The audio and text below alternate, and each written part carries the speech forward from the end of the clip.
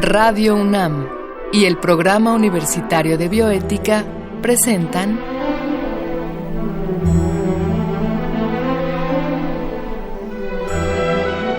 El Árbol de las Ideas. Arte, ciencia y filosofía para la vida. Con Paulina Rivero Weber.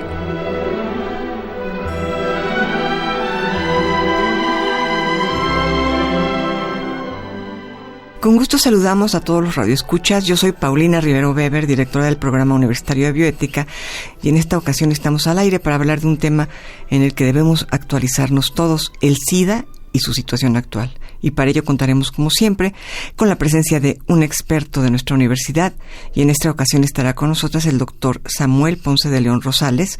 De manera previa, como siempre, escucharemos una cápsula que el Programa Universitario de Bioética y Radio UNAM han preparado para ustedes. A lo largo de la historia, algunas enfermedades han sido tan devastadoras que incluso llegaron a ser consideradas castigo divino. Sin embargo, hoy sabemos que muchas de ellas son causadas por microorganismos como bacterias, parásitos o virus. Tal es el caso del SIDA. El SIDA es uno de los mayores retos que enfrenta la humanidad. Desde su aparición a principios de los años 80, se ha extendido a todos los rincones del planeta hasta convertirse en una pandemia. De acuerdo con datos de ONU-SIDA, 77 millones de personas contrajeron el virus desde el comienzo de la epidemia. De ellas, 35 millones fallecieron. Esta enfermedad ha puesto de manifiesto los mejores y peores aspectos del mundo globalizado en el que vivimos. Aunque se ha avanzado mucho en la comprensión del virus, las alternativas médicas para su tratamiento están lejos de ser accesibles. El SIDA sigue siendo un problema de salud grave en países pobres o subdesarrollados como el África subsahariana. Es importante distinguir entre VIH y SIDA. El VIH o virus de la inmunodeficiencia humana es el agente que infecta y destruye las células más importantes del sistema inmune. Para replicarse, el virus hackea las células introduciendo en ellas su propio material genético. A la larga, esto provoca que el sistema inmune se deteriore hasta dejar indefenso al organismo frente a otras infecciones. El SIDA o síndrome de inmunodeficiencia adquirida es la etapa avanzada de dicho deterioro y se caracteriza por las enfermedades oportunistas que atacan al organismo. En África, por ejemplo, la tuberculosis es la principal causa de muerte de las personas con SIDA. El VIH se transmite principalmente de 3 formas. Una es tener relaciones sexuales sin protección con una persona infectada, así sean vaginales, anales u orales. Otra es la transfusión de sangre infectada, así como el compartir jeringas u objetos punzocortantes. Finalmente, el VIH también se puede transmitir de madre a hijo durante el embarazo, el parto o la lactancia. Un gran problema es que muchas personas no saben que son portadoras del virus, y tras ser contraído, pueden pasar entre 5 y 10 años antes de que se presenten los primeros síntomas. Los primeros casos de SIDA se registraron en Estados Unidos en 1981, al ser detectados varios episodios de neumonía y sarcoma de Kaposi en jóvenes homosexuales de Nueva York y San Francisco. Todos los pacientes presentaban inmunodeficiencia grave, lo que hizo sospechar a los investigadores que se trataba de un nuevo agente infeccioso. Poco después, se identificó un cuadro parecido entre prostitutas y usuarios de drogas inyectables. Sin embargo, no fue sino hasta 1983 que el virus fue aislado en el Instituto Pasteur en Francia. Se ha especulado mucho sobre su origen. Las investigaciones sugieren que apareció en África, donde habría pasado de una especie de simios al ser humano debido al contacto con sangre contaminada en actividades de cacería. Durante mucho tiempo, la incurabilidad y mortalidad asociadas al VIH contribuyeron a estigmatizar cada vez más a sus portadores. Pese a ello, el diagnóstico de esta enfermedad ya no equivale a una sentencia de muerte irreversible. Gracias al desarrollo de tratamientos con antirretrovirales, el VIH ha dejado de ser una enfermedad mortal. Hoy, los portadores de este virus tienen una expectativa de vida similar a la de una persona no infectada, siempre y cuando se apeguen al tratamiento con antirretrovirales. En México existen centros especializados tanto para realizarse pruebas de detección como para recibir de modo gratuito el tratamiento. Si sospechas que tienes VIH o si sabes que lo tienes, en la Ciudad de México puedes acudir a la Clínica Especializada Condesa, donde te brindarán orientación y apoyo.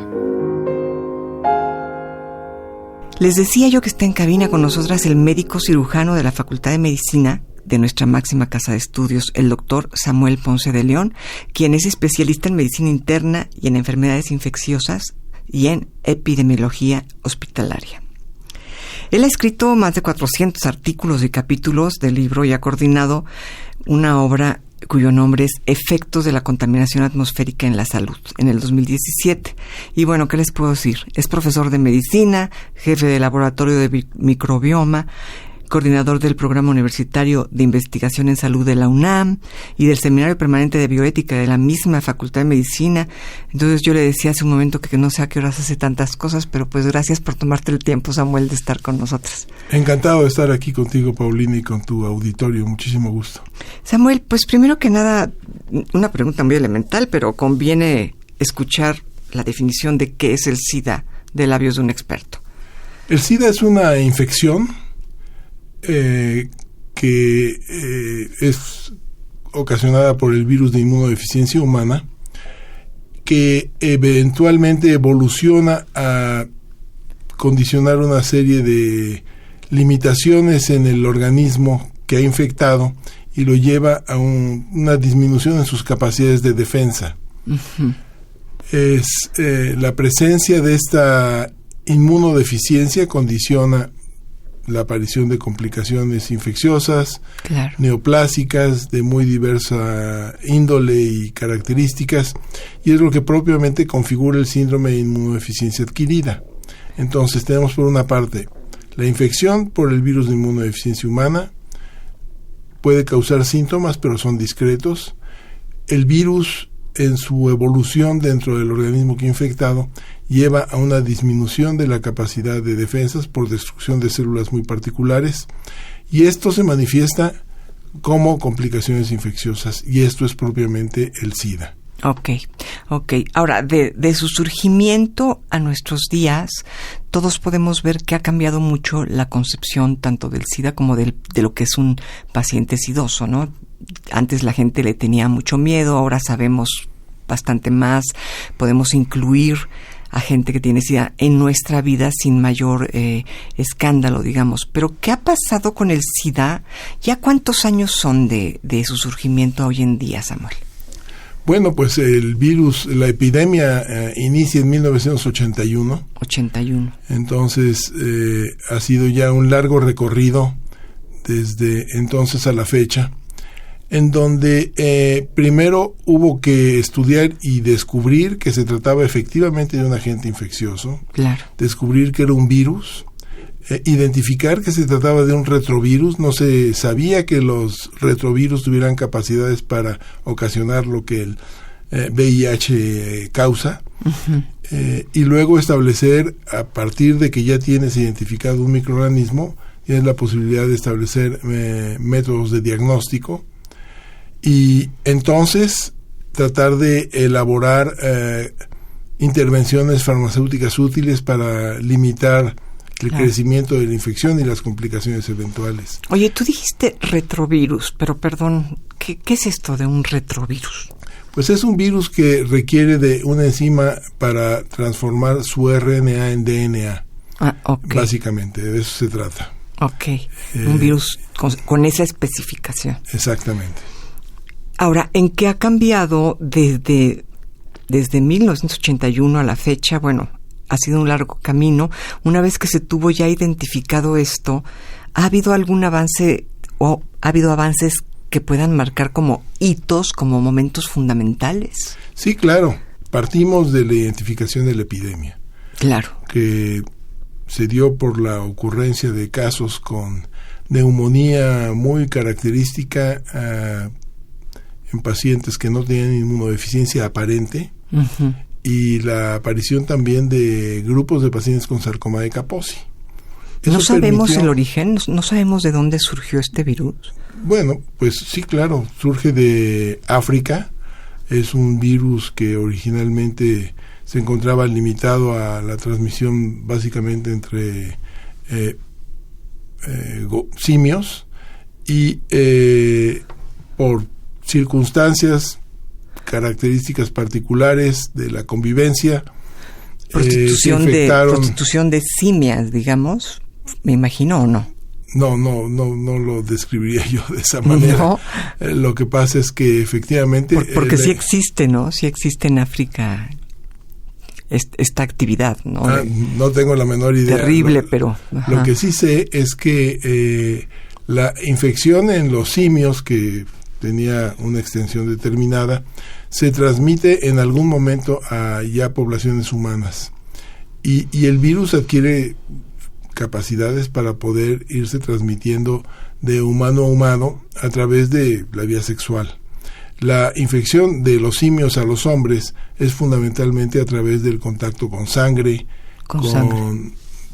a través de cacerías, de accidentes, de la elaboración de productos a partir de los simios. Entonces, pero sí podríamos pensar que esta práctica que es tan terrible, pues, de tener, por ejemplo, orangutanas captivas para su prostitución, algo que se nos hace terrible, pero bueno, que existe. ¿También esto podría haber ocasionado en un momento dado la transmisión por vía sexual? Pues mira, no lo sé realmente. No me atrevería yo a asegurar que alguien se haya infectado por esta vía. No lo sé. Ok. Pero viene de ahí, de los simios. Viene de los simios sí se conoce por actividades de cacería, básicamente, de preparación de alimentos, de toda esta convivencia que se da en la selva. Claro. Y se va extendiendo a diferentes lugares. La infección llega a Haití. En Haití, aquí sí ya por modificación en las prácticas sexuales, se extiende a Nueva York, se extiende a la Florida, se extiende a Los Ángeles, y de ahí explota para otros muchos lugares, como también ocurrió en Francia, pero hablando del continente americano sería ese más o menos la trayectoria. Ok, de África a Haití, a Estados Unidos y al resto del mundo. Y al continente americano, porque el resto del mundo también tiene sus propias rutas de África a Francia, a Holanda, a Inglaterra, que tienen de hecho una gran comunicación. De alguna manera, lo que hace que esto se presente de manera explosiva era también la frenética vida sexual que se llevaba en la década de los 70s y de los 80s en múltiples ciudades, sin desde luego ninguna precaución, porque no había, por lo menos en la percepción general de que hubiera que tener precauciones, porque no había infecciones con una prevalencia alta que representaran un problema epidemiológico significativo. Entonces, pues lo que conocemos de la historia a través de fiestas y de cruceros, de vapores en diferentes lugares, todo eso. Mucha promiscuidad. Muchísima promiscuidad. Sí. Claro. Ahora, esto es, digamos, el recorrido del virus en nuestro continente. En cuanto a los grandes hitos en la investigación, me imagino que habrá ciertas marcas en la investigación que la hayan hecho avanzar, ¿no? Entonces, uno es la descripción de la epidemia. 2 es la descripción del agente infeccioso que causa el problema. 3 es la elaboración de las herramientas de diagnóstico para poder identificarla en la población. 4 es la aparición de los tratamientos efectivos para VIH. El primero fue precisamente a finales de la década de los 80s, la aparición del AZT, la acidotimidina. Aproximadamente a los 10 años del surgimiento. Un poco menos, como 7 años más o menos, 1987, 88. Y luego a se van agregando otros fármacos con capacidades cada vez más fuertes para limitar la infección, para limitar la progresión de la infección, y aparecen medicamentos que bloquean completamente la multiplicación del virus. Y esto nos lleva, todos estos son hitos importantes, ¿no? La aparición de los inhibidores de transcriptasa reversa, la aparición de los inhibidores de proteasa, la aparición de inhibidores de transcriptasa, y la combinación de estos permite dar tratamientos extraordinariamente efectivos.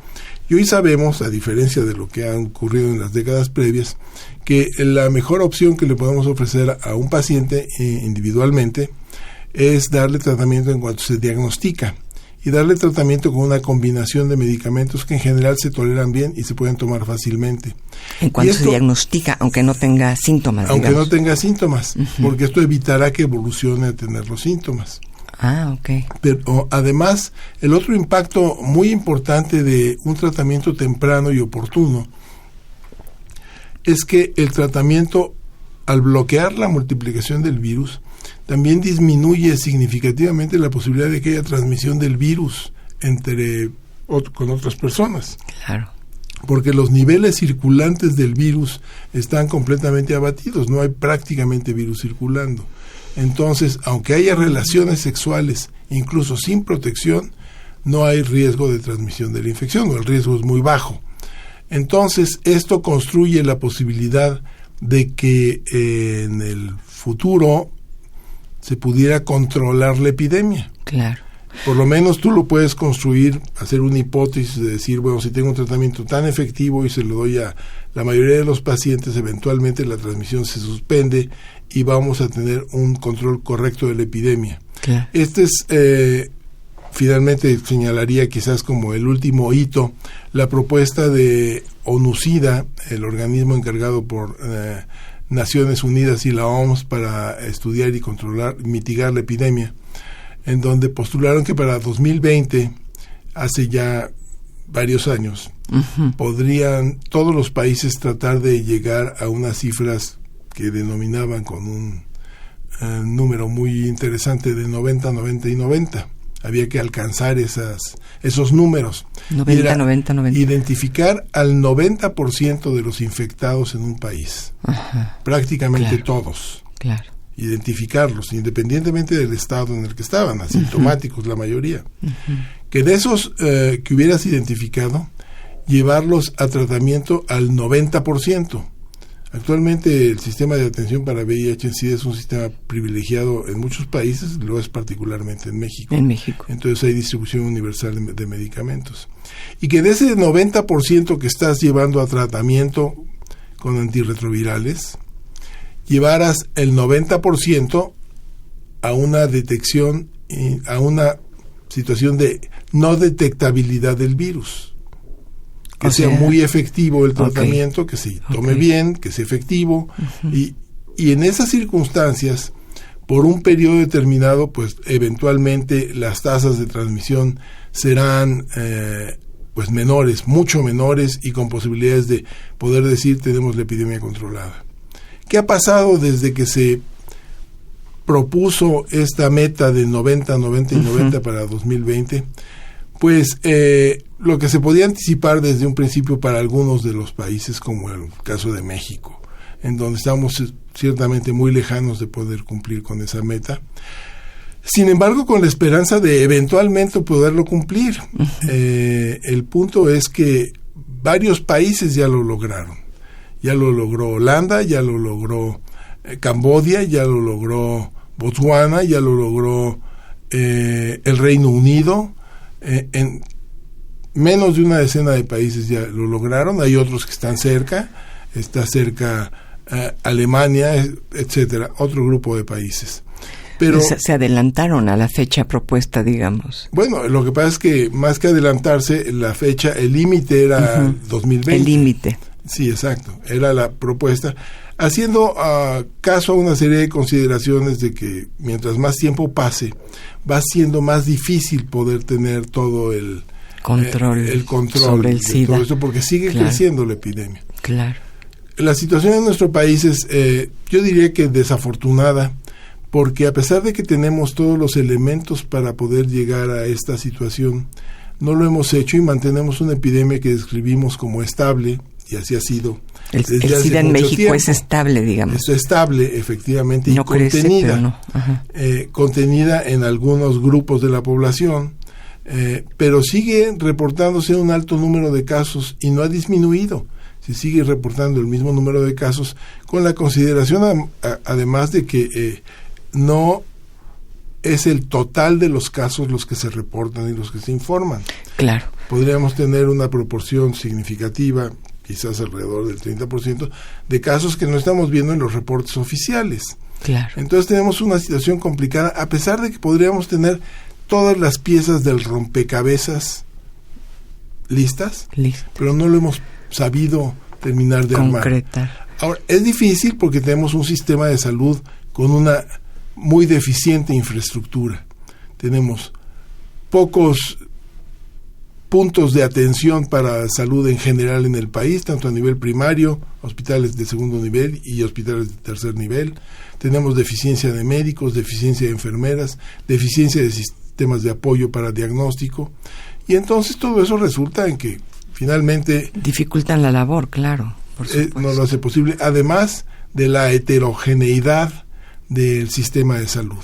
Tenemos Seguro Social, tenemos Seguro Popular, tenemos SISSSTE, tenemos Pemex y tenemos los que no tienen ninguno de estos sistemas. Entonces, es muy complicado. Pero una persona que sospecha tener SIDA, o que no sospecha, pero que no sabe y que quiere, pues, cuidar su salud, digamos, sí tiene en México la posibilidad de acudir a hacerse un análisis, porque esto que me dices tú de que lo más importante es iniciar el tratamiento en cuanto se sabe que existe, lo ideal sería que todos los ciudadanos entonces nos hiciéramos el examen para llegar a este 90% de seguridad, ¿no?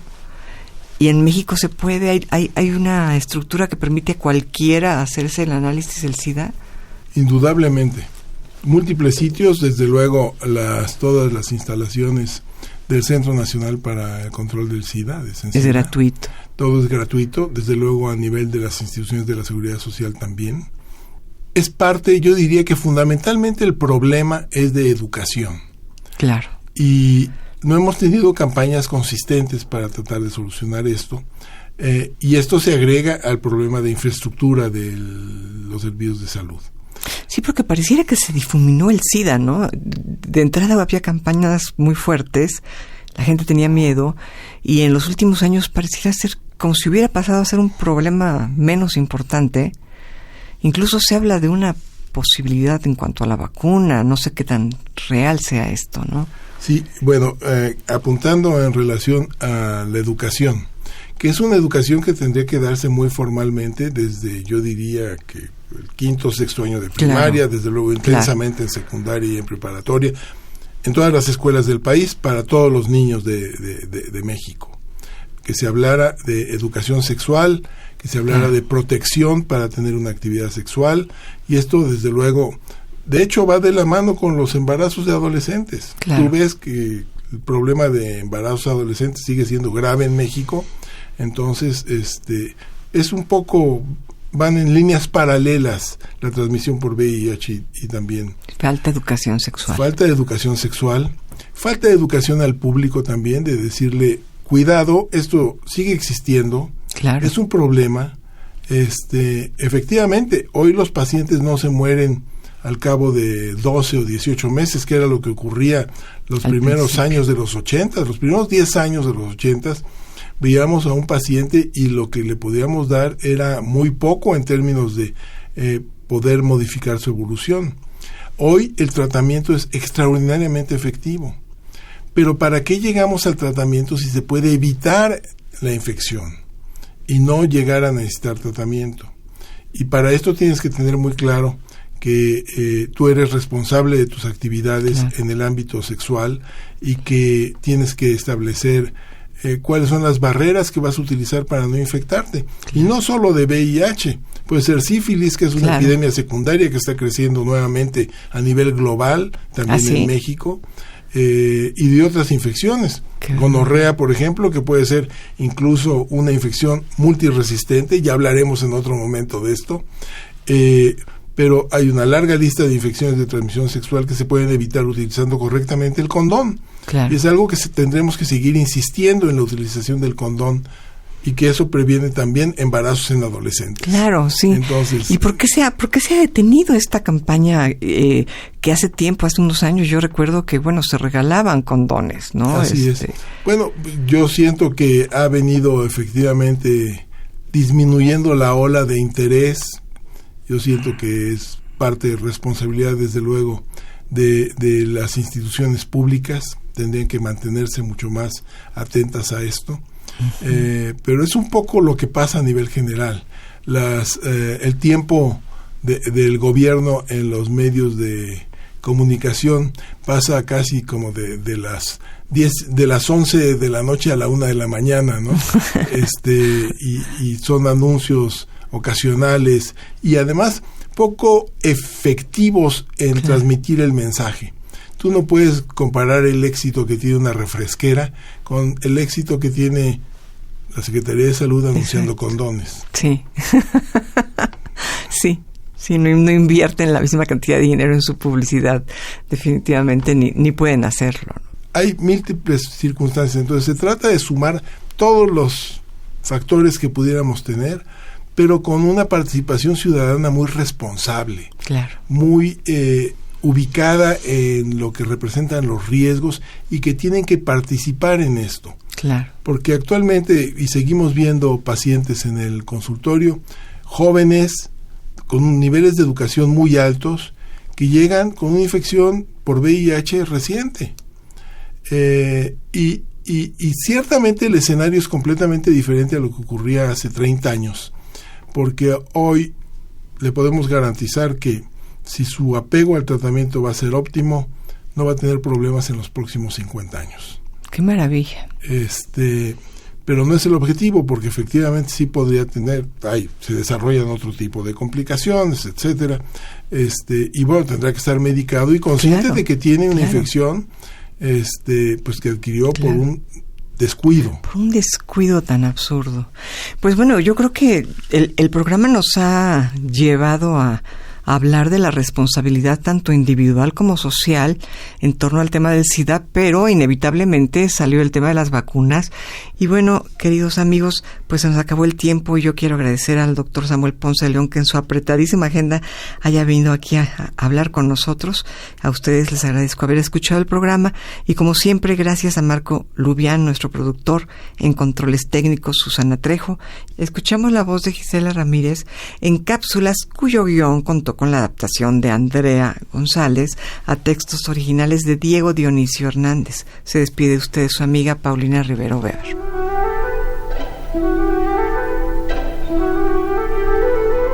Radio UNAM y el Programa Universitario de Bioética presentaron